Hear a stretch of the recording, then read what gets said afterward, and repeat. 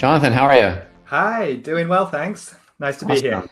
Yeah, no, thanks for being here. Let me give you a quick introduction, and then I'll hand it over. I'll hand the mic, so to speak, to you.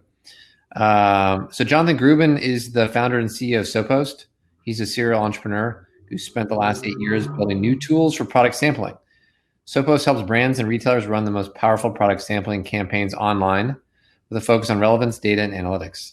Founded in 2012, they now process one sample request every few seconds through media buys, influencer posts, website content, and publisher partnerships to ensure that all their partner samples end up in the right hands. Jonathan will be telling us about how SoPost helps brands reach the right consumers and drive sales through product sampling. Thank you, Jonathan. The floor is yours. Great, thank you so much. It's really great to be here today. I'm conscious looking at myself on this screen that we're supposed to be talking about reimagining e-commerce. I've been reimagining my hairstyle through this lockdown. So been able to get a haircut in, but I hope next time you'll see me, it's in a slightly more presentable form. Without further ado, I'm going to jump straight in. Hopefully you're able to see my screen here. I've pulled together a few slides that I wanted to run through as I spend the next 15 to 20 minutes talking about how to reach the right consumers and drive sales using online product sampling. Before I begin, I want to start off by sharing some background on myself. My name is Johnny, and I'm the founder and CEO of SoPost. And as was just mentioned in that lovely introduction, we've been building an online product sampling platform for the past 8 years. And the reason why I set SoPost up was because I was convinced in the fundamentals of sampling. Most stores I walked past, most magazines I looked at, there were samples present. And the one thing that really seemed to stand out was that when brands and retailers were able to get the right sample into the right person's hands, it really did convert. And that really focused my mind on what brands and retailers were doing in this space and what things could potentially be different. Because one of the things that stood out was that there seemed like there was a lot of product wastage with some of these more traditional forms of sampling because it was very poorly targeted in a lot of instances. We were seeing that it was very difficult for brands to capture data about those people they were sampling to. And thirdly, in terms of really understanding the true impact of those samples, everyone we met with told us that their campaigns had performed well. But when we began to dig into the data behind that, it became very clear that most of that insight was anecdotal. And so I really started looking at what brands were doing in this space, and I felt like it could be so much better. And alongside that, it seemed to me like whether brands and retailers wanted to or not, you would be forced to find new channels for sampling. Because if you look at what's been happening over the past 10 years or so, the main channels that have been used for sampling have been declining. You think about retail footfall, you think about magazine circulation. And what's happened in the past few months is that that trend has accelerated so much. So here at SoPost, we're now working with hundreds of brands and retailers, from major groups like L'Oreal and Estee Lauder through to smaller indie brands across categories, including beauty, personal care, and food and beverage. And we help our partners bring their sampling online. And over the past few months, we've been witnessing firsthand the impact COVID-19 is having on the world of retail. So over the next 15 minutes or so, I'm hoping to share some of these insights with you, along with best practice recommendations for how to sample effectively in today's environment. So now that my introduction's out the way, it's probably worth touching on why we're even talking about sampling. And the reason is that it's one of the key areas of marketing that has been massively impacted by coronavirus, and it's important to find solutions. It's important to find solutions because sampling works. These are just a few statistics about the impact of sampling across all channels, not just online, but thinking about offline retail, magazines, event-based, and so on. What's clear from the data, and indeed our own experiences as sort of experts in this space, but also as consumers, is that sampling works. We have some data here, but from our own internal SoPost data, what we tend to see is that propensity to purchase can be over 72% when a sampling campaign is well targeted. The other important statistic to call out here is this one on the far right from Harvard Business Review, which suggests that 3/4 of consumers cite word of mouth as a main influencer when they go out to buy. This is so important because samples don't just touch one person. The recommendations they lead to and the reviews that are generated off the back of that moment of trial create a powerful halo effect that means that the impact of the sample resonates beyond one person. So when we think about how to reach consumers online and how we think about how you use a trial product to drive sales, it's important to keep in mind that for a specific individual, experience in the product is incredibly important, but that experience that they have can impact so many more people, even beyond their own household. Now, this is all well and good, but a noticeable impact of COVID-19 is that some of the main channels for sampling cannot be used anymore. Retail, print, and events, they've all experienced huge declines in their ability to reach consumers with samples. And what we were sort of seeing over the past few years was a gradual shift from some of the big brand groups reallocating a lot of the samples that traditionally had gone to these offline channels and moving them to online.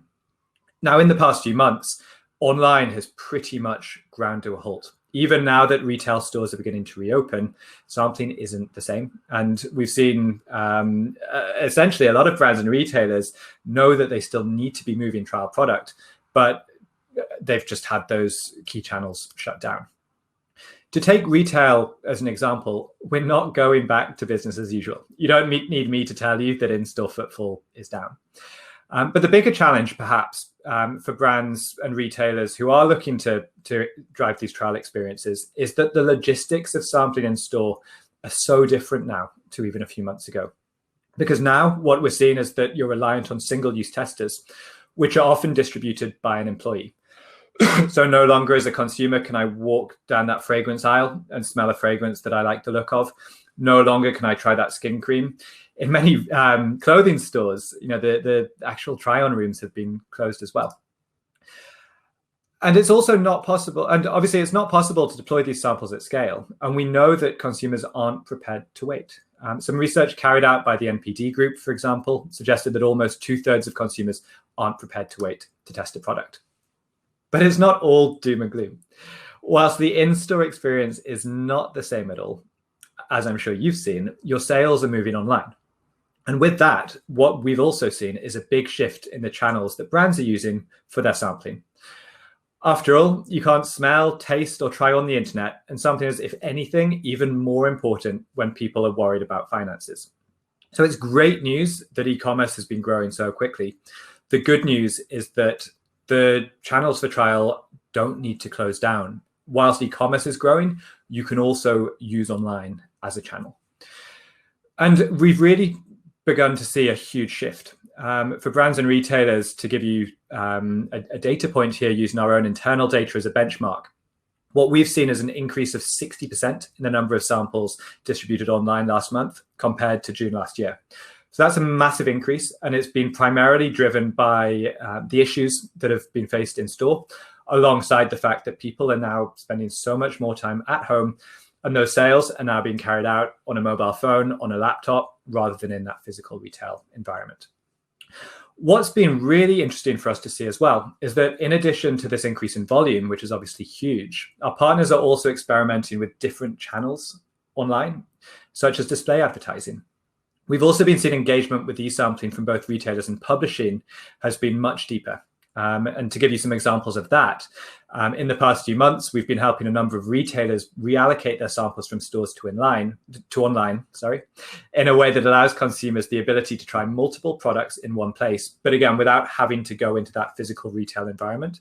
And indeed, by effectively being quite lazy and being able to try these products from the comfort of their own home. It's great for the retailer, firstly, because of the data that they're able to capture, but also for brands, we've been seeing that this collaboration allows them to sample at a much higher volume and without necessarily needing their own audience to sample too. And then just to touch on the publishers very quickly, from the publisher perspective, we've been seeing a much greater willingness to engage with sampling online, such as through dedicated sampling hubs. And the good news from all of this is that consumers really are engaging with online sampling. If we compare today, or if we compare the past few months to pre-COVID, what we've been seeing as benchmark is that media spend for online sampling campaigns is running at about 25% of what it used to be. And click-through rates from consumers are so much higher. One of the things that we track at our side is the click-through rate from a post-trial drive-to-purchase email that we send to sample recipients once they've had a chance to experience the product itself. In normal times, we tend to see click-through rates of somewhere between 4 and 6%. But recently, many of our partners have been experiencing click-through rates as high as 27%.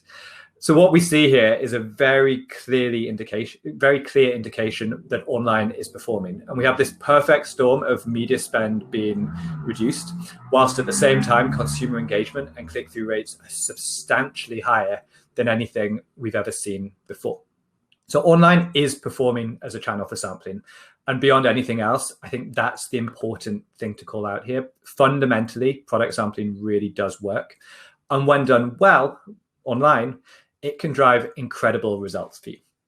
Now, the important thing here, or the important word from that last sentence, I should say, is when done well. Because what we've seen is so many brands and retailers look to drive trial online without really thinking about the details and the nuances within it. And if you're not careful, you can give away a lot of product, you can spend a lot of money, but you can't, or you may not see results. So what I want to run through here are just 5 areas of best practice, taking insights and recommendations that we've gathered over the past 7 or 8 years. I'm conscious that I only have 7 or 8 minutes to talk through this, so I'm not going to go into too much detail. But if you do have questions or you would like further information, you can feel free to contact me by email at any point after this presentation. And so just to jump in now to these areas of best practice, the first one to think about is really the type of sample that you're sending. I'm going to focus this area of insight specifically in beauty because we do tend to see that about 75% of the samples we distribute are for beauty brands, but we do have insights and data available from other categories as well. Within beauty, it probably will come as no surprise to hear that the more premium the sample you're sending, the higher the engagement and the higher the response rate from consumers. Within beauty, we work with all sorts of samples from scented cards and single-use packets right the way through to full-size product. The recommendation here in terms of best practice is to work with a deluxe type sample where possible. So if it's a skincare product, it might be a little tube rather than a sachet. If it's a fragrance, it might be a vial on card as opposed to a scented card. Our recommendation for this deluxe type format stands when you're sampling up to around 30,000 units, assuming you're distributing in the US. Again, I can provide insights for other markets if necessary. Once you get above that 30,000 unit number, what we tend to recommend then is that you begin to you should focus more on cost efficiencies at scale.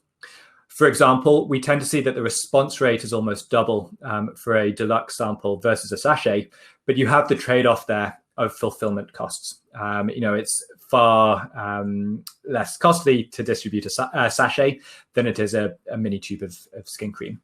And so there is this trade-off, but our focus would always be on sort of the lower volume quality as opposed to quantity for quantity's sake. The second thing, which is critically important, and I really can't stress enough, is the activation method that you use for your sampling.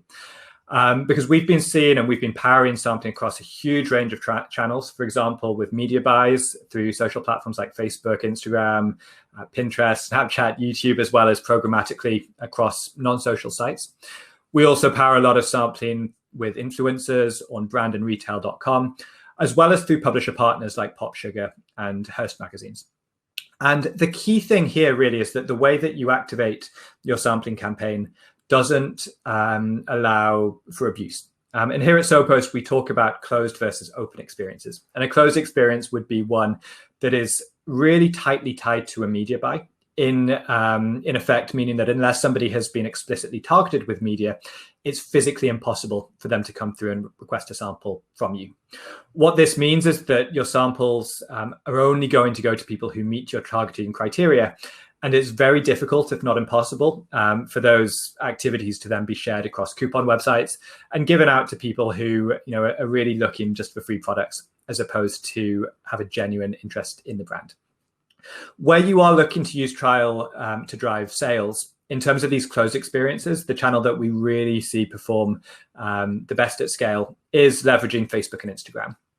However, if you are running through a more open experience, perhaps with influencers or on your own.com, you can still see a lot of success. It's just important to make sure that you have the right tools in place. One of the things that we do here at SoPost is we have some very clever smart filtering technology available to our partners. That means that we can review an order as soon as it has been placed to strip out any wastage and ensure that the physical samples are only going to people who really meet your targeting criteria, and they're not the kind of individual who's just looking for a free product.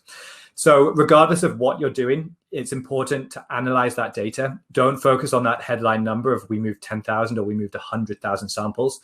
You need to look at who those people are. You need to look at the shipping information there and really determine which of those individuals are quality versus perhaps attempting to engage with the campaign just because they want free products. The third thing to touch on very quickly is the delivery, because this is one area where if you get it wrong, it doesn't matter what you've done elsewhere. And there are really three important things to look at here. The first is the packaging. The second is what's included in the package. And the third is the delivery time. So firstly, in terms of packaging, we actually tend not to see much of an impact between branded versus unbranded packaging. But what we do see is much higher engagement with sustainable packaging. So if you are able to package your sample in a way that doesn't harm the environment, you will see the benefit of that from the consumer response at the other end. In terms of what's included, I've obviously talked a little bit about the type of sample you should send, and we'll generally recommend including a bounce back card of some sort with that sample. A lot of the time, this can be a bounce back to e-commerce. Sometimes our partners have been including QR codes, which can scan and take you straight into the product page. And many of our partners have also been included, an incentive of some sort, whether that's money off your purchase, free shipping, a gift with purchase, or something else. Again, we have a lot of insights that I can share if you sort of need greater guidance around what type of incentive can work best. And then the last thing, which is often overlooked, is the delivery time. We've seen so many brands and retailers run campaigns where they collect data over a 2, 4, or 6 week period, and only then do they begin to ship. What that means is that some consumers can be waiting months to receive their product. We've really seen that the sweet spot here is if you can get the product, again, focusing on the US, if you can get the product out to somebody within 1 to 2 weeks, you're really maximizing the impact that the sample has, but you're getting the product out there in a cost-efficient way. But the long and short of this is that the faster you can get your sample to that consumer, the better the results are going to be at the other end. The next area to talk about here is feedback. So this is about gathering insights and being able to analyze those post-trial. Firstly, yourselves should be looking at gathering propensity to purchase data, which can then be used as you seek to re-engage with people afterwards.